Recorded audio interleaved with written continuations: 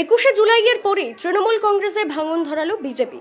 আলিপুরদুয়ারে তৃণমূল কংগ্রেস ছেড়ে বিজেপিতে যোগদান করল 50টি পরিবার, এমনটাই দাবি জেলা বিজেপি সভাপতি মিঠু দাসের।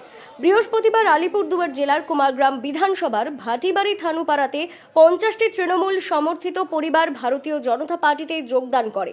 তাদের হাতে দলীয় পতাকা তুলে দেন জেলা বিজেপি সভাপতি মিঠু দাস। কুমারগ্রামের বিধায়ক মনোজ কুমার ওরাও আগামী দিনে তৃণমূলের বিসর্জন স্লোগানকে সামনে রেখে জেলা জুড়ে যোগদান সহ নানান কর্মসূচি হবে বলে জানিয়েছেন জেলা সভাপতি মিঠু দাস। যদিও এই যোগদান নিয়ে তৃণমূল কংগ্রেসের কোনো প্রতিক্রিয়া পাওয়া যায়নি।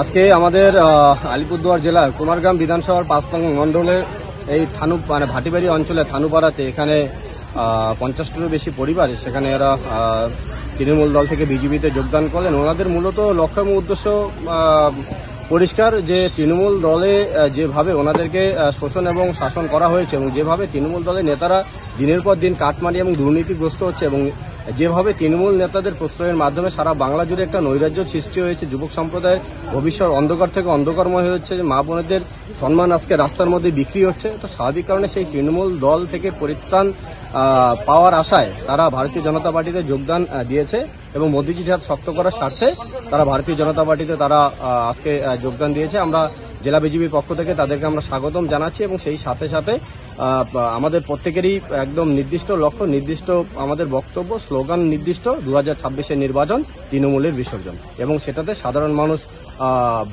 প্রত্যেকটি জায়গাতে তারা উৎসাহ দেখাচ্ছে, তারা এই যোগদান পর্বের মাধ্যমে সেটাও পরিষ্কার হচ্ছে। ধন্যবাদ।